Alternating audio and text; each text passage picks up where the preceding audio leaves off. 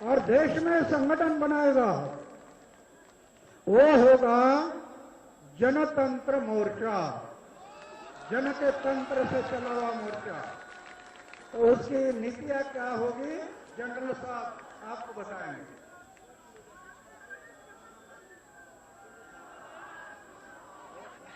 बैठ जाइए, कृपया करके यहाँ पे आगे बैठ जाइए। भाई साहब बैठ जाइए जरा, सब लोग बैठ जाइए 1 मिनट के लिए, जरा शांति से बैठ जाइए। अन्ना जी ने अभी कहा है कि जनतंत्र मोर्चे के बारे में, ये जनतंत्र मोर्चा क्या है इसके बारे में आपको बताया जाएगा। बैठ जाइए, बैठ जाइए, बैठ जाइए,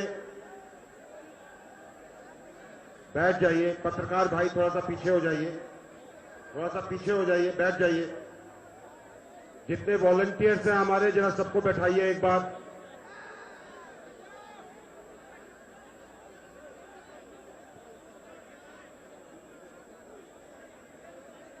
अब सब लोग ध्यान से सुनिए। ये जनतंत्र मोर्चा जो अन्ना जी ने अनाउंस किया है, ये एक संघर्ष का संगठन है।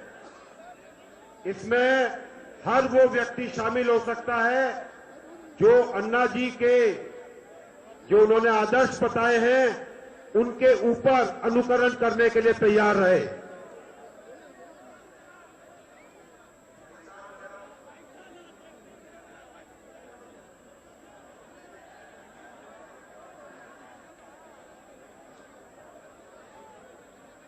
ये जनतंत्र मोर्चा किन किन चीजों के बारे में काम करेगा वो मैं आपको बताता हूं। भ्रष्टाचार खत्म करने के लिए हर स्तर पर न केवल सरकार के काम में पारदर्शिता लाई जाएगी, बल्कि नीतिगत फैसलों में भी जनता को जानने का अधिकार होगा कि यह फैसला क्यों लिया गया है। केंद्र में सशक्त जन लोकपाल और राज्यों में जन लोकायुक्त की स्थापना करवाने के लिए संघर्ष करेगा। सीबीआई और सीबीसी सक्षम संवैधानिक संस्था के रूप में काम करे, इसके लिए लड़ाई करेगा। उच्च पदों पर होने वाले भ्रष्टाचार की जांच सार्वजनिक रूप से करवाएगा। आरटीआई के कानून को मजबूत करेगा। विदेश और देश की सुरक्षा के मामले को छोड़कर बाकी सब चीजों के लिए ये प्रयास करेगा कि उनको जनता के सामने वो फैसले रखे जाएं। अविलंब चुनावी प्रक्रिया में व्यापक सुधार का कानून लाने के लिए संघर्षरत होगा ताकि भ्रष्ट और अपराधी जनप्रतिनिधि ना बन सके। गांव को मुख्य प्रशासनिक इकाई बनाया जाएगा। ग्राम सभा को ज्यादा अधिकार दिए जाएंगे। प्रत्येक गांव में स्वावलंबी और सेल्फ सस्टेन यानी स्वयंधारी ग्रामीण अर्थव्यवस्था योजना को लागू किया जाएगा।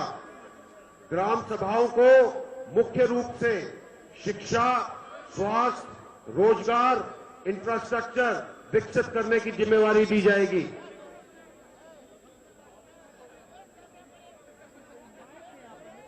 पूरे जिले की ग्राम सभाएं मिलकर आपसी आर्थिक संयोजन और तालमेल से बेरोजगारी और सबकी संपूर्ण समाप्ति के लिए 100% रोजगार निर्मित करने के जिम्मेवार होंगे। जिले के बाहर कोई बेरोजगार नहीं जाएगा। गांव, ब्लॉक और जिले स्तर पर मार्केटिंग यूनिट की स्थापना करवानी होगी ताकि किसानों की फसल उचित दाम पर बाहर बाजार में भेजी जा सके।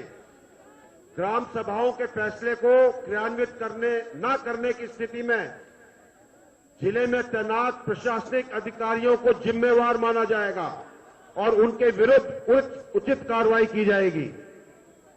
गांव, ब्लॉक, जिले में रहने वाले कोई भी आदमी भूखा न सोए, इसकी जिम्मेवारी जिले में काम करने वाले अधिकारियों की होगी।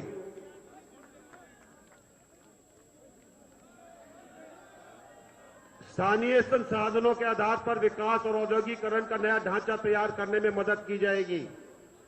खेती को आर्थिक रूप से उपयोगी बनाया जाए, कृषि को उद्योग से जोड़ा जाए और खेतिहर मजदूरों को एग्रो बेस्ड इंडस्ट्री में प्राथमिकता देने के लिए संघर्ष किया जाएगा। हर ब्लॉक में अन्न भंडारण की सुविधा होगी ताकि अनाज बेकार ना हो। भूमि अधिग्रहण कानून किसानों के हित में बनाया जाएगा। भूमिहीनों की जमीन देने के लिए कानून बनाया जाएगा। और अगर किसी कारण से किसी की भूमि छिन गई है किसी सरकारी चीज के लिए, तो उनको जमीन देने का प्रावधान किया जाएगा।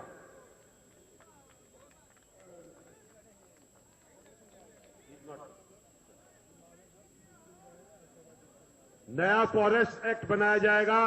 वनवासियों और आदिवासियों का अधिकार लौटाया जाएगा।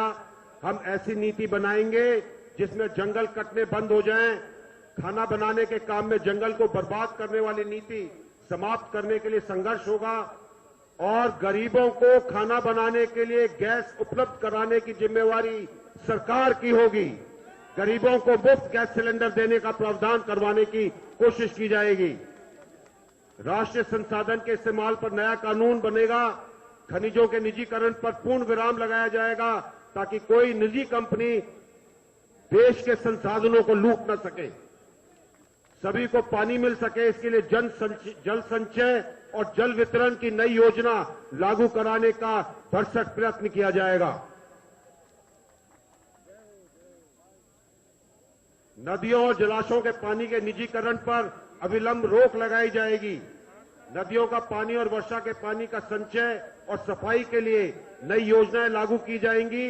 नदियों को साफ करने की जिम्मेवारी, नदियों को अविरल बहने की जिम्मेवारी नदियों के किनारे रहने वाले लोगों को दी जाएगी। देश में जितने भूतपूर्व सैनिक हैं और जो काम कर सकते हैं, उन्हें समाज के विकास में शामिल किया जाएगा। और हर साल लगभग 60,000 सेना के जवान जो रिटायर होते हैं, उन्हें सम्मान और वही इज्जत दी जाएगी जो उन्हें सेना में मिलती है। गांव-गांव तक स्वास्थ्य सेवा पहुंच सके, इसके लिए स्वास्थ्य सेवाओं में व्यापक बदलाव किया जाएगा। गरीब से गरीब और सुदूर गांव के लोगों को स्वास्थ्य सेवा मिल सके, इसके लिए देश में नई स्वास्थ्य नीति बनाने के लिए कार्यरत होंगे। हर बुजुर्ग के मुफ्त इलाज की व्यवस्था होगी। हेल्थ इंश्योरेंस को अनिवार्य बनाया जाएगा।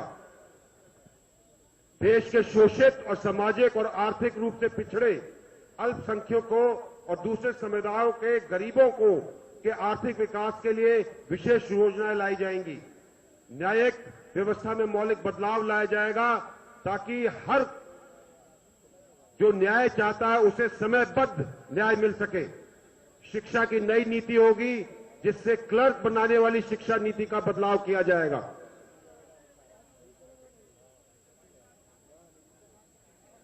शिक्षा को रोजगार से जोड़ा जाएगा। स्थानीय कच्चे माल के आधार पर हर स्कूल और कॉलेज के साथ इंडस्ट्री विकसित की जाएगी। स्कूल और कॉलेज अपने आसपास के इलाके में सबको साक्षर बनाने के लिए जिम्मेवार होंगे।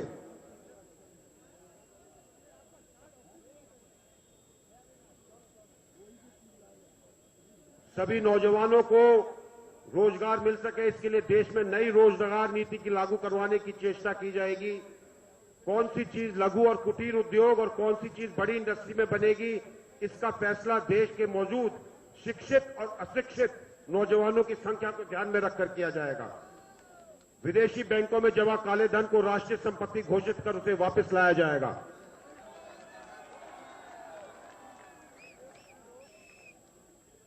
मिलावट के खिलाफ सख्त कानून लाया जाएगा और मिलावटखोरों को आजीवन कारावास की सजा दी जाएगी। महंगाई पर रोक लगाई जाएगी। महंगाई को कम भी करेंगे क्योंकि महंगाई के कारण भ्रष्टाचार और गलत प्लानिंग के कारण छिपे हैं। डीजल, पेट्रोल और कुकिंग गैस की कीमत तय करने का अधिकार सरकार का होगा, ये निजी कंपनियों को नहीं दिया जाएगा। अंधाधुंध विदेशी निवेश पर रोक लगाई जाएगी। विदेशी निवेश किस क्षेत्र में आएगा और किस में नहीं आएगा, इसकी नई समीक्षा की जाएगी। अंग्रेजों के समय से चल रहे जन विरोधी कानूनों को फेंक दिया जाएगा और उनकी जगह नए जनता के हित के कानून लाए जाएंगे। देश में नई टैक्स नीति बनाई जाएगी ताकि जनता को लूटने वाली टैक्स व्यवस्था को रोक सके। रेल, बस और यातायात के दूसरे साधनों को दुरुस्त किया जाएगा। नई ऊर्जा नीति लागू की जाएगी। नई टेक्नोलॉजी लाएगी जिससे कम से कम हर गांव में हर आदमी को 20 घंटे बिजली मिल सके। पुलिस व्यवस्था में आमूल परिवर्तन लाया जाएगा ताकि पुलिस महकमा राजनीतियों को कंट्रोल से निकलकर सजग, संवेदनशील और चुस्त बन सके।